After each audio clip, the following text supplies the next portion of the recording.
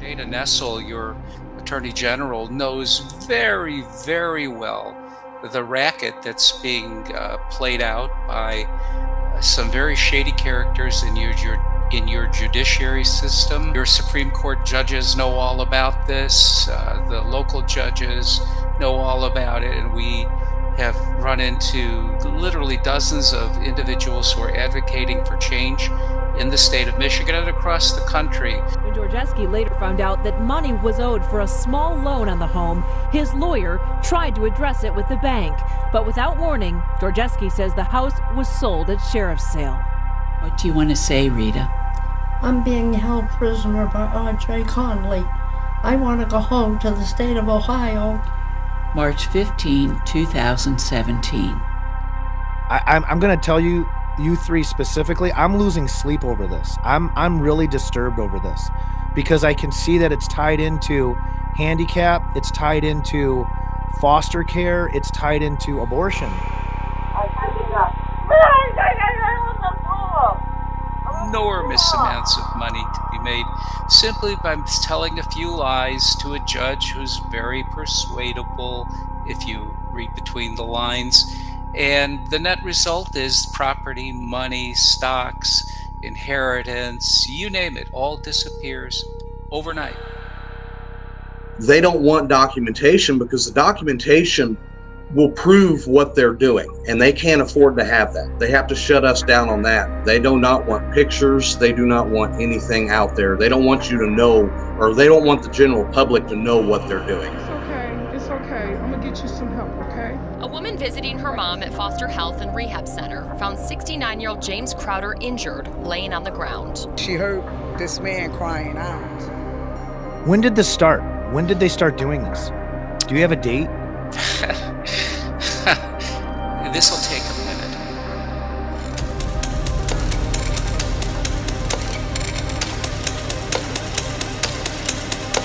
I mean, this sounds like it's science fiction. It does. It's How absolutely. could this happen in America?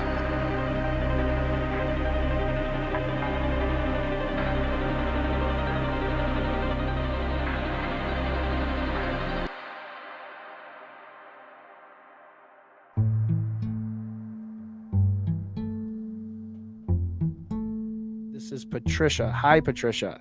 How Hi. are you? Well, I am outraged, as I have been for the past 3 years. Yeah. But I'm very happy to talk with you and to get this story out there to the public to let people know what is going on. Is your mother around you right now? She's in the next room. Would you like to see her? I think I would like to meet your mother. Okay. Hi, Marie. Hi, how are you? How are you doing? I'm better than I have been. I'm hearing. I heard this. I'm hearing the story right now. Oh, you are. She was in a nursing home until April the 20th of 2019. And that morning, I got a phone call from a no-call number. And normally, I don't even answer those. But I did that morning. And there was a person on the phone.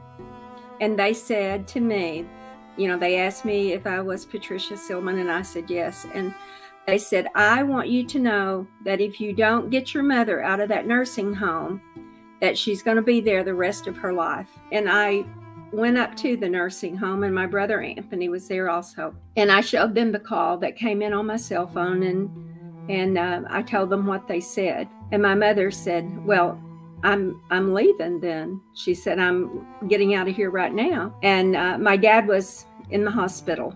My mother packed her own bags, and I went back home and went to the hospital to check on Dad. And at that hospital, I told the social worker there, I said, my mother does not want my dad to go back to the nursing home where he was at. I had began to realize that nursing home staff was working with the Adult Protective Services and with my sister and my brother that was doing this to my parents. They got him into a Christian facility, and it turned out to be a very good move for him. And my mother, by the time I got back up to the nursing home, she had everything packed. They told her at the nursing home she couldn't leave. And she told them, she said, well, I just want to see you stop me. Good for her. I mean, they even had somebody come in there that got down on their knees and read this paper to her and said, Miss Now, if you go, you're leaving outside of medical advisement. Good. And she told him, she said, I don't care. She said, I'm leaving. They refused to give her medications. She probably had thousands of dollars worth of medications. And of course, 2 days later, then she had to go to the doctor that the Adult Protective Services. Then we went to court on the 30th. When we left court that day, the judge told us that he would let everybody know. By the time we got home, his decision was already on the dockets. And he had put her and my dad both under full conservatorship and guardianship under the control of the public administrator. They are just going to control her.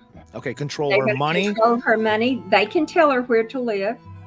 They can tell her what doctors to go to, what medicine she can take, how much money she can spend if she can spend any. And we keep waiting to see what's going to happen. What is it that you want back? Want back my money. I want your money to get back too. That's awesome. My money, my house, my car, everything, and I want to see her gone.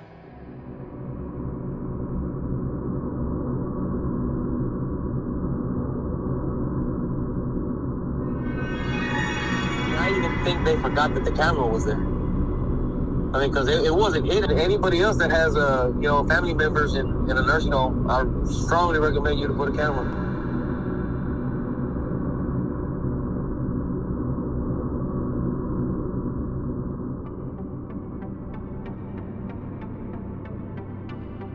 The earliest instance of flagrant abuse of the guardianship system in this country post-Civil War, because the Civil War is a completely different story. Slaves were bought and sold in probate court during the Civil War. But in 1909, the FBI was formed by a young guy who put it together named J. Edgar Hoover, who was there until I was a middle-aged man. And the big scandal that brought about the formation of the FBI as we know it today was when a group of Indians in Oklahoma, the Osage Indians, struck oil and became the richest per capita individuals in this country that had ever seen. Each of them were in those days multi-millionaires because oil was just jumping out of the ground.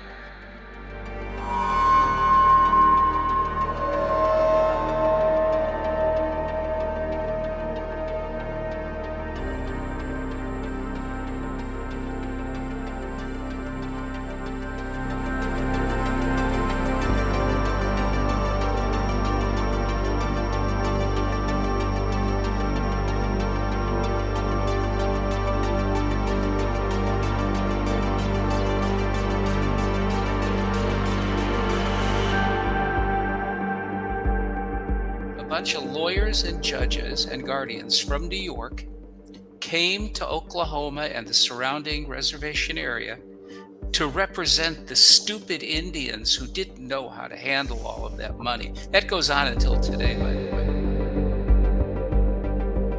99% of the American populace doesn't even know what the word guardianship means, let alone understand the entire implications of the process. Right. So you joined the club because 12 years ago, I never heard of it either. I had no idea what this meant until it entered into my life. Not preach, but to educate people about what could very, very easily happen to them or a family member. In fact, the chances are that in your circle of confidants, friends and family, you do know somebody to whom this has occurred. You may not know about it, you may not know the details, but these things happen in secret because it's so repulsive. And I hope today we'll be able to impart some knowledge and experience into your audience so that they might be able to recognize and ultimately prevent something horrible like this happening to someone they love. Yeah. And it starts with the idea that it's not my job, it's above my pay grade. The idea that you don't get a get out of jail free card because you idly stood by. And when there is a court, there is a judge that we will all stand before. And the judge that we stand before is not going to give you a pass because you said, well, I didn't actually do it. No, you stood by and allowed it to happen.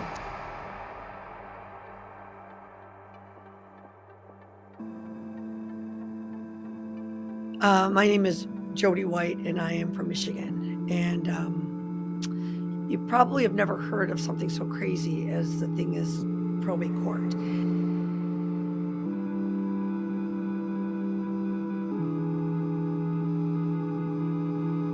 John White is my father-in-law. He ended up not feeling really well. It's a disease called sundowners. It's not really dementia, but it's where his wits kind of go on him. There was the 5 boys. One of the brothers was able to get my father-in-law to change his will. John White ends up dying in 2014.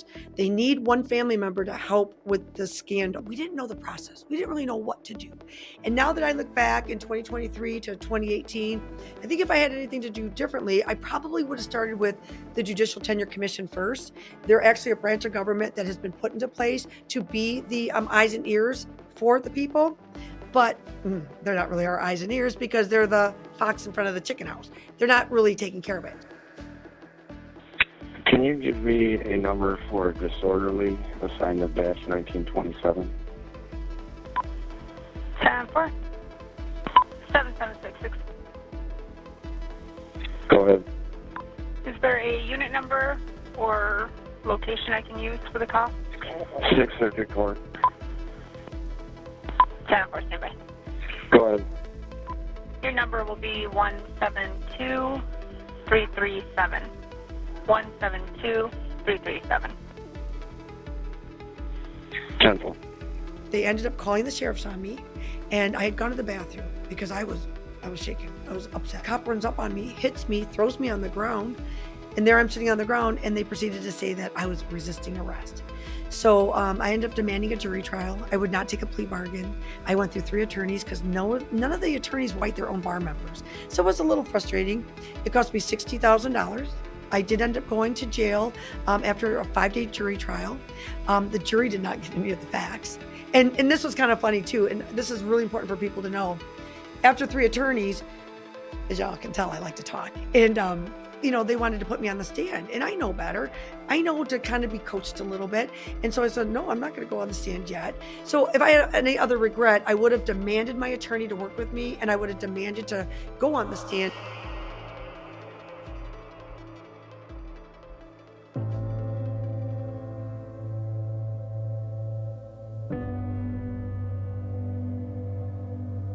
Yeah, my name is Greg Lee from Dixon, Missouri. And we've been going through this, trying to get my mom free since the end of 2019. My sister stepped in and removed my mom from the home.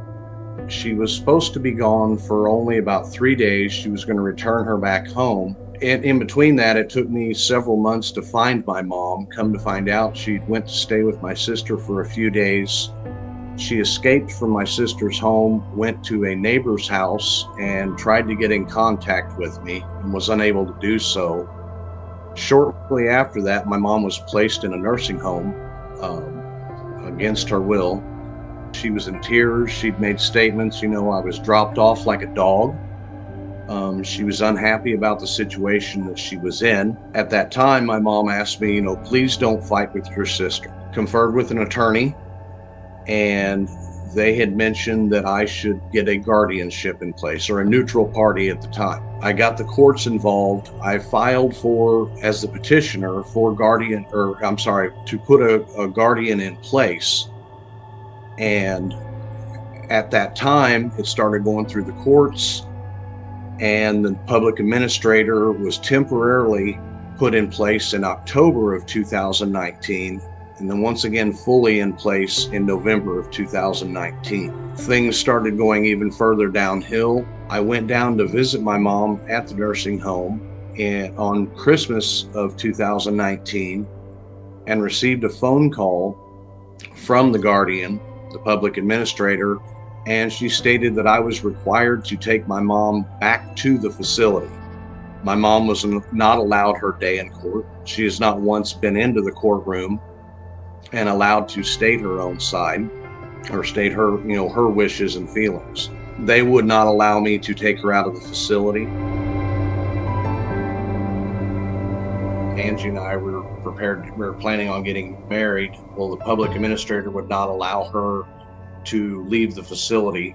So we ended up going down to the cafeteria, getting married, and so my mom could be present. But then Greg made a Facebook post calling out the public administrator for what she was doing to his mother. And then that's when the visits really started going downhill of, she's having a bad day. I'm sorry, Greg, she's not available for the phone call today. Only Loretta can speak with her. One of the nurses gave the phone to his mother, and she's just like, I'm worried. I haven't spoken with you in a while. What's going on? And he's like, well, Mom, I've been trying to call you.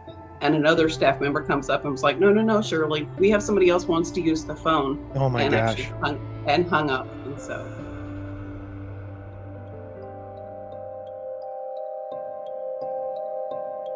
I'm a retired engineer, business executive, spent most of my career at General Electric and then finished up the last 15 years in private equity. And my father-in-law was taken captive in Las Vegas and exploited until he died through an adult guardianship that was completely unnecessary.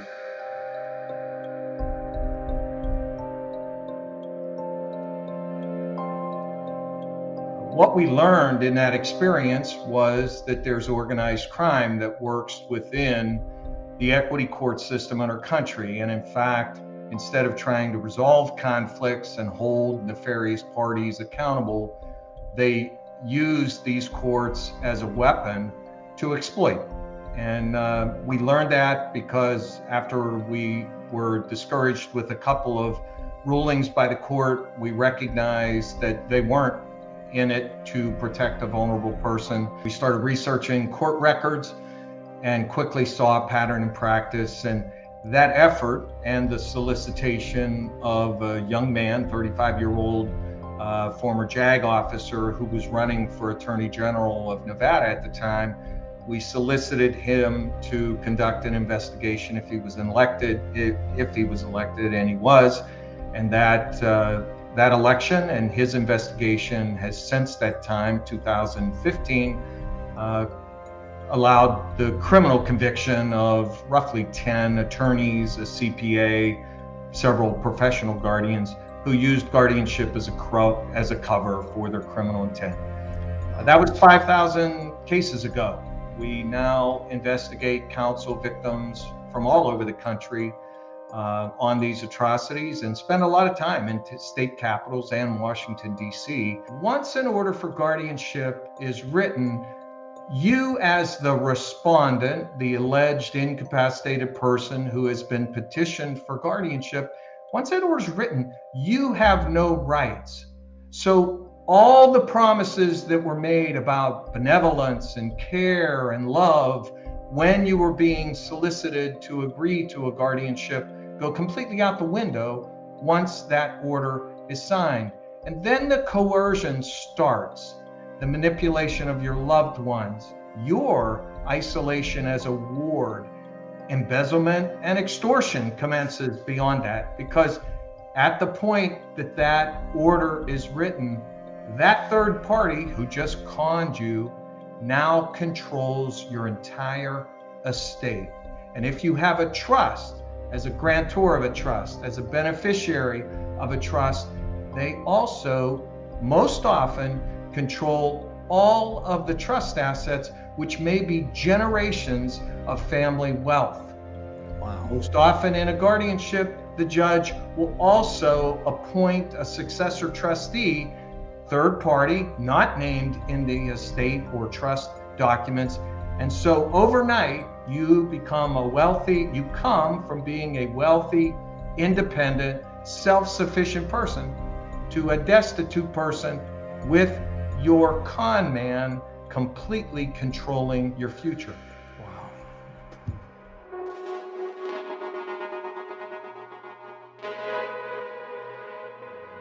We pray that the judge will be presented the truth by the people who testify, and that the attorneys that are working on this case against or for whatever, that the truth will be unfolded and that she will be freed.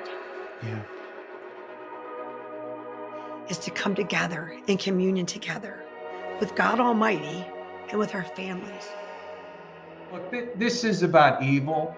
Yeah. This is about people who are very narcissistic, sociopathic. What we most need is people to step up and protect those rights. And we've gotten a little fat and a little sloppy. And I'm leaving out a whole bunch, but you see, there's a whole rung of people who benefit from this. And that's why it's going to be impossible to stop anytime soon. I want my mom to know that I'm going to do everything in my power to protect you. And I made that promise to you in the beginning, and I'll continue to do that. And to my sister, I say, I feel sorry for you, that you feel that your own mother deserves to be where she's at. And I will do everything in my power to help you protect your loved one from this happening to them.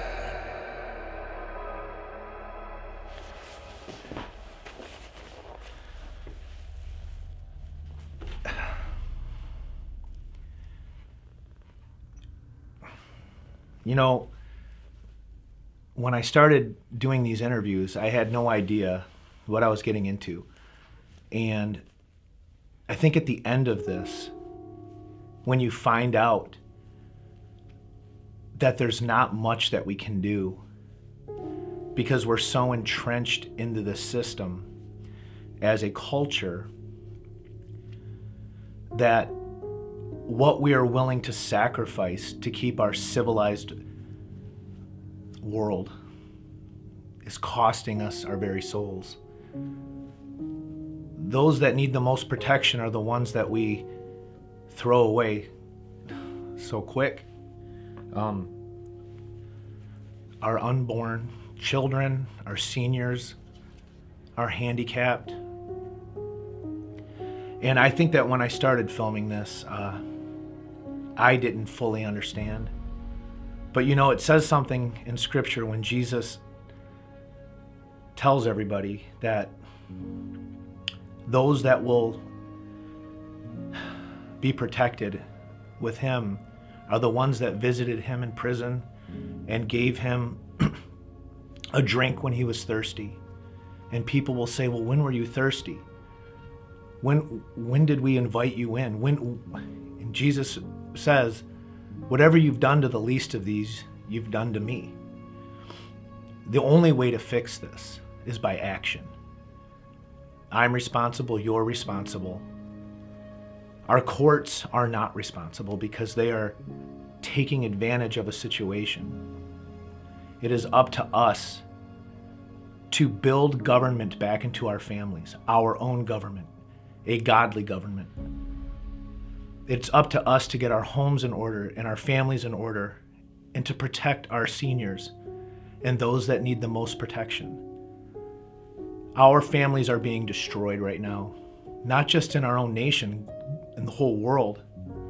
Clearly something's going on, and we've replaced the most sacred things with insanity.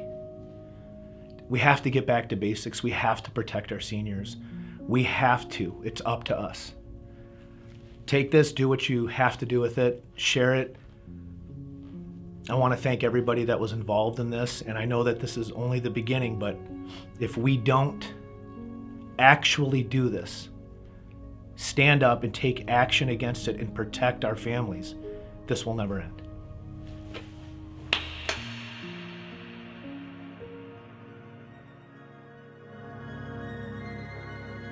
you.